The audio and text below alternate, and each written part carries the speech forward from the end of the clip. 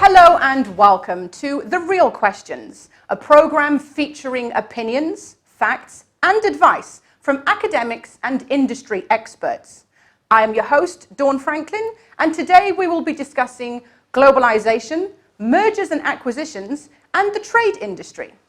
So I would like to start off by introducing my panelists for the day, Dr. Vic Benyena, organizational psychologist and labor market researcher, and Dr. Nikola Perovic, post-acquisition strategist and international business professor. Welcome to The Real Questions. Thank you. It's lovely to have you in the studio.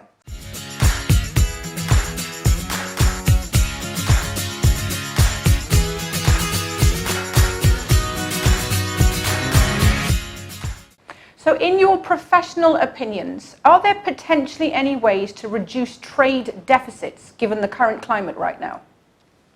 Dr. Nikola, I'm going to go with you on this one because you have a big smile on your face. Yeah, thank you very much. Actually, in my previous career, I used to be director of export for one big company in my home country, Montenegro. And absolutely, trade deficit is a big issue for many countries. Of course, we can talk about trade deficit of goods or trade deficits of services. For every economic health of every country, when we talk about trade deficit, we always should connect trade deficit with capital inflow or outflow. For example, United States of America, they had huge trade deficit, but they had a huge capital inflow, especially from China, which basically compensated that trade deficit. So it's pretty, when we talk about trade deficit, it's kind of tricky to talk about that isolatedly from capital accounts. Absolutely, we need to talk about export, especially when we talk about emerging countries. Those countries cannot have export unless they have good local production. On the other hand, they cannot have good local production unless they have good adoption of international standards. I'm talking mainly about quality standards, and that is a big challenge, especially now, because one of the biggest issues of quality standards is quality assurance. And we are talking about security. These days, security is going to be, security of goods services is going to be much more important. Dr. Wick mentioned before tourism. Tourism is also, tourism is so-called invisible export. Very, very important, especially for emerging countries. When we talk about export, we usually talk about products. Products are part of a marketing mix equation. But you know what? We cannot talk these days about traditional 4 Ps in marketing mix unless we also include people or our skilled workforce. We touched before education. We need to have more education, more educated people if we really want to have good export product and services for international market.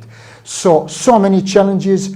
I always like to say if you want to have good products, you first need to invest in your people because your people are the most important asset of every company, of every country. And you cannot do that unless you have more investments in your education. Most definitely. Thank you very much. Dr. Vic, your comments on trade deficits. Deficit, broadly speaking, is not always a bad news for a country.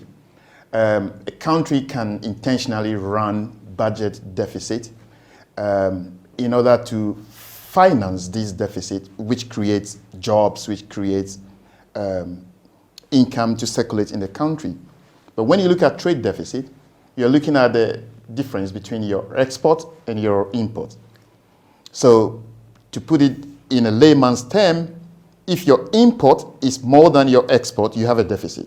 That's a disaster. What that means is you are bringing in more goods into your country, you are paying more people your hard-earned currency than they are paying you. And that is not something anyone wants to do. Even at the household level, you don't want to spend more money than you get. So that's a big issue that countries have to be aware of.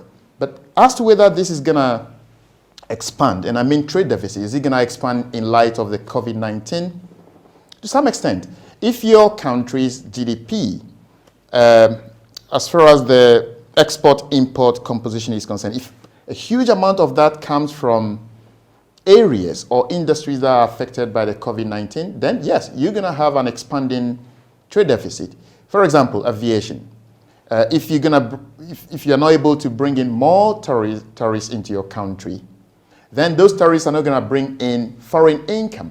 And if they don't bring in more foreign income, then you're likely to have a trade deficit. But we have to look at this with caution. The COVID-19 has crippled every economy.